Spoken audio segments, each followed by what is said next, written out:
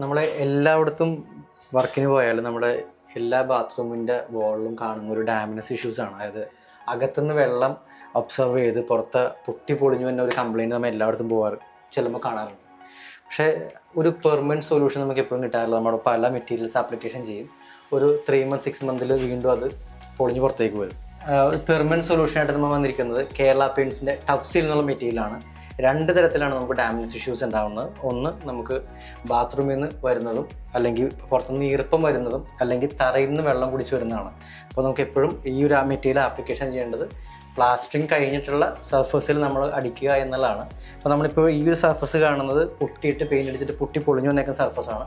ഇങ്ങനത്തെ സർഫസിൽ നമ്മളെപ്പോഴും പെയിൻറ്റ് അല്ലെങ്കിൽ പൊട്ടി സ്ക്രാപ്പ് ചെയ്ത് പ്ലാസ്റ്ററിങ് സർഫസ് ആക്കിയിട്ട് അവിടെ വേണം നമ്മുടെ ഈ മെറ്റീരിയൽ ആപ്ലിക്കേഷൻ ചെയ്യാനായിട്ട്.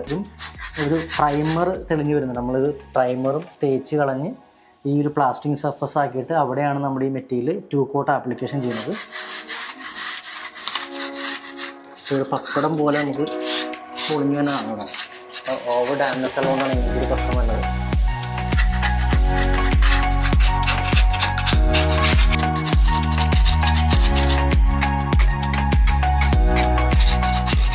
ഇതാണ് നമ്മുടെ കേരള പെയിൻറ്റ്സിൻ്റെ ടഫ് സീൽ എന്ന് പറഞ്ഞ water proofing compound seal.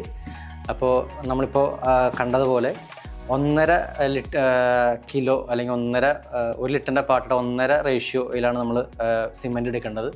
Grey സിമെൻറ്റാണ് നമ്മൾ യൂസ് ചെയ്തിരിക്കുന്നത്. അതിലേക്ക് നമ്മൾ 1 ലിറ്റർ ലിക്വിഡ് മിക്സ് ചെയ്തതിന് ശേഷം നമ്മുടെ ബ്രഷിന് നമ്മൾ ആപ്ലിക്കേഷൻ ചെയ്യുന്നത്, ആ ബ്രഷിന് ആപ്ലിക്കേഷൻ ചെയ്യാൻ പറ്റുന്ന രീതിയിലുള്ള വെള്ളം മിക്സ് ചെയ്ത് അത് നമുക്ക് ആപ്ലിക്കേഷൻ ചെയ്യാൻ പറ്റുന്ന രീതിയിലാക്കിയതിന് ശേഷമാണ് നമ്മൾ വാളിൽ ആപ്ലിക്കേഷൻ ചെയ്യുന്നത്. നമ്മൾ പ്ലാസ്റ്ററിങ് സർഫസിലാണെങ്കിൽ നമുക്ക് ഇത് ഡയറക്റ്റ് നമുക്ക് യൂസ് ചെയ്യാം. പെയിൻറ്റ് സർഫസോ പുട്ടി സർഫസിലാണെങ്കിൽ നമ്മൾ അത് സ്ക്രാപ്പ് ചെയ്ത് പ്ലാസ്റ്ററിങ് സർഫസ് ആക്കിയതിന് ശേഷം വേണം നമ്മൾ ചെയ്യാനായിട്ട്. ബാത്റൂമിൻ്റെ ഇൻസൈഡ് ആണെങ്കിൽ ടൈൽ ഇടുന്നതിന് മുന്നേ മദർ സ്ലാബിൽ നമുക്ക് 2 coat ആപ്ലിക്കേഷൻ ചെയ്യാവുന്നതാണ് ഈ മെറ്റീരിയൽ. പുറം സൈഡ് ആണെങ്കിൽ പുറത്തെ ഭിത്തിയിൽ, അതായത് ഇന്റീരിയർ തന്നെ പുറത്തെ ഭിത്തിയിലാണെങ്കിൽ ഡാമിനസ് വന്ന ഭാഗത്ത് നമ്മൾ ഒരു 3 feet ആയിരിക്കും നമുക്ക് എപ്പോഴും ഡാമിനസ് ഇഷ്യൂസ് ഉണ്ടാവുന്നത്. പക്ഷേ നമ്മളിത് വാട്ടർ പ്രൂഫ് 3 feet ചെയ്താൽ പോയിട്ട് ഒരു 6 feet നമ്മൾ സ്ക്രാപ്പ് ചെയ്തതിന് ശേഷം നമ്മൾ പ്ലാസ്റ്റിക് സർഫസിൽ ഇത് ആപ്ലിക്കേഷൻ ചെയ്യാവുന്നതാണ്.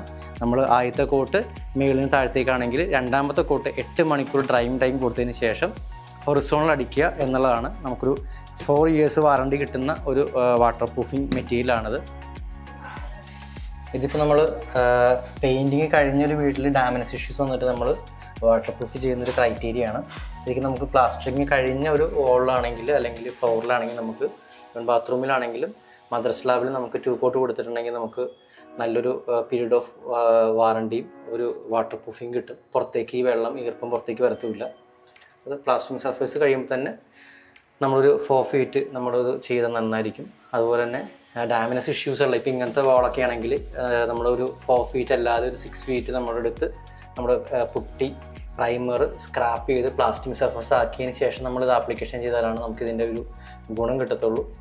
മാക്സിമം പെയിൻറ്റിൻ്റെ മുകളിൽ ഇത് ആപ്ലിക്കേഷൻ ചെയ്യാതിരിക്കുക, പ്ലാസ്റ്റിക് സർഫേസിൽ തന്നെ ഇത് ആപ്ലിക്കേഷൻ ചെയ്യുക എന്നുള്ളതാണ് ഇതിൻ്റെ ഒരു പ്രൊസീജിയർ.